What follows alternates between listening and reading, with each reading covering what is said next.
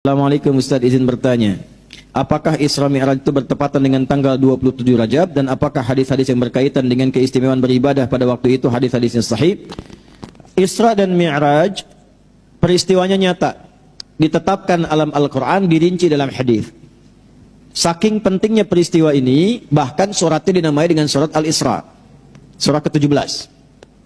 Lalu perjalanan singkatnya, kisah singkatnya di Quran surah 53 An-Najm. Wan najmi idza hawa ma dhalla sahibukum wa ma yantiqu 'anil hawa in huwa illa wahyu yu'allamahu syadidul quwa. Nah, dari sini 'allamahu syadidul quwa sampai ke ujungnya, sampai inda sidratil muntaha, itu peristiwa Mi'rajnya. Isra'nya di Al-Isra ayat 1. Subhanalladzi asra bi'abdihi lailan minal masjidil harami ilal masjidil aqsa alladzi barakna haulahu linuriyahu min ayatina innahu huwas sami'ul basir. Hadisnya rincian detailnya di mana? Disebutkan oleh Imam Muslim dalam Kitabul Iman.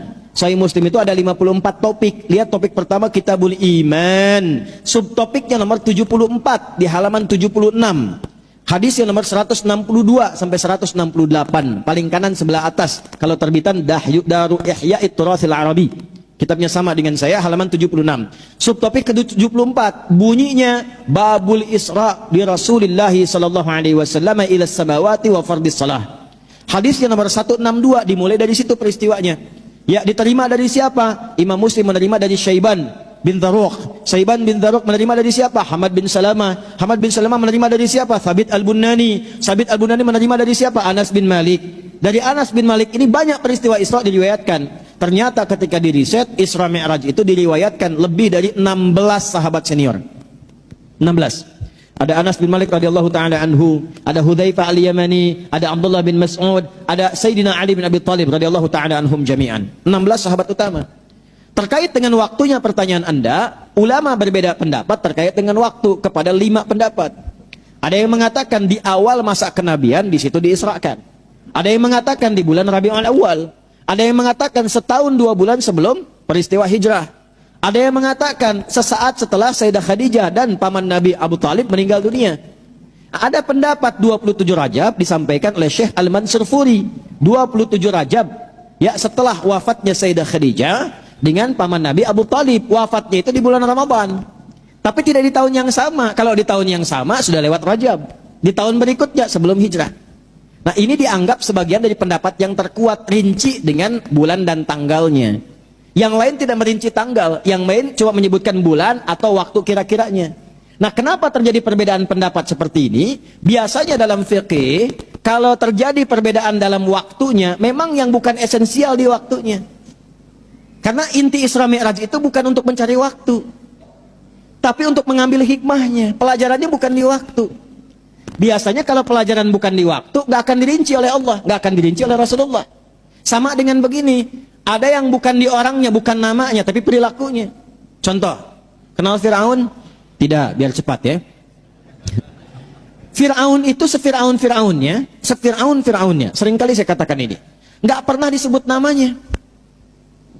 Karena yang inti di kisah itu bukan namanya. Kenapa disebutkan Fir'aunnya? Fir'aun itu gelar dari kata Farauh, Raja Mesir. Zamannya Nabi Yusuf namanya masih Malik. Zaman Nabi Yusuf masih Malik. Setelah dinastinya itu selesai, kemudian eranya Nabi Yusuf, masuk dinasti berikutnya di kerajaan Mesir pada saat itu berubah jadi gelarnya Farauh. Bahasa Arabnya Fir'aun. Di Fir'aun itu gelar yang melekat pada pemimpin masa itu. Kalau kita misalnya presiden atau raja gitu kan. Kenapa dilekatkan kedudukannya? Untuk memberikan pelajaran, bimbingan kepada orang-orang yang memiliki kedudukan, supaya tidak menyimpangkan kedudukan itu dari yang semestinya. Kenapa? Karena kedudukan itu lekat dengan ujian. Setiap orang yang punya kedudukan ada potensi menyimpang dari itu semua. Ketika kedudukan itu disimpangkan, maka yang membahayakan bukan hanya untuk dirinya, orang-orang sekitarannya akan mendapatkan bagian dari madaratnya. Karena itulah datang Nabi Musa bukan untuk menurunkan Fir'aun dari kekuasaan, bukan, tapi membimbing kekuasaan itu agar mengeluarkan kebijakan yang bermaslahat. Dari sinilah muncul kitab bab tata negara, disebut dengan Kitabul Imarah. Nomor 33 topiknya dalam Sahih Muslim. Dari 54 nomor 33 Kitabul Imarah. Jadi kalau antum ngaji Kitabul Imarah itu ada bimbingan dalam bidang kedudukan. Misal nih ya, larangan penyelenggara negara menerima gratifikasi. Ada. Saya bahas tuh kemarin di KPK. Ya, ada larangan gratifikasi, ada. Ya, di Sahih Muslim itu topik nomor 33, subtopik nomor 7.